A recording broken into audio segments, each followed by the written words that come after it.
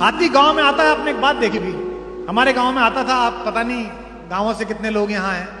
हाथी जब भी गांव में आता था, सारी महिलाएं दरवाजे पे आ जाती थी, गणेश जी आ गए। कोई ईख ला रहा है, कोई कुछ ला रहा है, कोई पैसे दे रहा है। पूरा गांव उनके स्वागत के लिए खड़ा हो जाता था। एक एक बालक बच्चा प्रसन्न हो जाता था।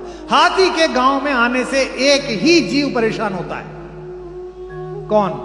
कुत्ता।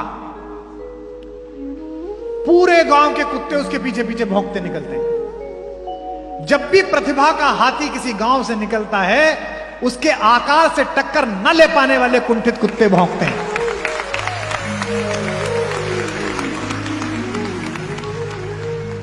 और आश्चर्यजनक बात देखो, ये कुत्ते आगे नहीं भौंकते, ये पीछे भौंकते हैं। इन्हें पता है कि आगे अगर आ गए तो यहीं से उस लोक जाओगे जहां की कामना है।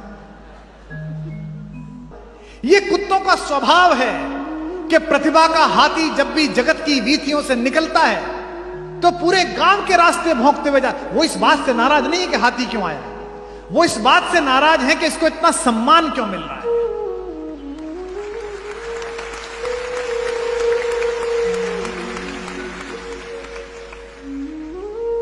हमको तो लात पड़ती है, जिस दरवाजे जाओ दूर मार डंडा, अरे खाना रखा कुत्ता आ गया जरा डंडा मार देना। और एक ही है, दूसरे वो इस बात के लिए भी भौंकते हैं कि हम इतना भौंक रहे हैं और फिर भी इसकी चाल पर कोई प्रभाव नहीं पड़ रहा है, उसी मस्तानी चाल से जा रहा है। अगर आपके संकल्प को गति मिल गई तो यह हाथी का स्वभाव प्राप्त होगा। जब भी आपकी प्रतिभा के पीछे कुत्ते भौंके तो परेशान मत होना, क्योंकि आज तक किसी भी हाथी को भौंकते भौंकते कुत्ते अपने गांव से बाहर नहीं गए, उसी गांव में रह जाते हैं। उनकी इतनी औकात होती है कि वहीं तक रह जाए, क्योंकि उनकी एक हद है, उनकी सीमा है। कुछ देर तक भौंकेंगे और मुड़ने के बाद एक दूसरे की तरफ देखेंगे, अच्छा भौंका ना, बहुत अच्छा, बहुत सुंदर। और फिर एक दूसरे को प्रशंसा करते हुए आकर फिर उसी जुगाड़ में लग जाएंगे कि आज शाम खाना कहां हो। हाथी अगले गांव में आदर लेने के लिए चला जाएगा। इसीलिए कहते हैं स्वदेशे पूज्यते राजा, विद्वान सर्वत्र पूज्यते। राजा का सम्मान तो अपने देश में होता है, विद्वान का सम्मान हर जगह होता है।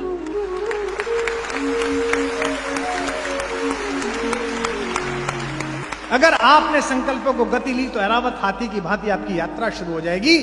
और कौस्तुभ मणि पांचवी चीज है जो श्रीहरि विष्णु के माथे पर लगती है। अगर आपने लोगों की जन आकांक्षाओं को ऊपर खड़े होकर देखना शुरू कर दिया और कुत्तों के भौंकने से बेखबर रहे, तो एक ना एक दिन आपके सिर पर मुकुट रखा जाएगा, कौस्तुभ मणि रखी जाएगी। एक के बाद एक क्यों निकल रही है, आगे पीछे क्यों नहीं निकल? इसलिए निकल रही क्योंकि इसका प्रतीक शास्त्र है। और अगर आपको कौस्तुभ मणि मिल गई, अगर आपने जनता की इच्छाओं को स्वीकार कर लिया, जनता ने आपको सम्मान स्नेह देना शुरू कर दिया, तो फिर आपका जीवन क्या निकला इसके बाद? छठे नंबर पर कल्प वृक्ष। आपका जीवन कल्प वृक्ष जैसा हो जाएगा। आपको कुछ मांगना सोचना नहीं पड़ेगा, आप अच्छा संकल्प सोचोगे और सारे साधन सामने उपस्थित हो जाएंगे, काम अपने आप होता चलेगा।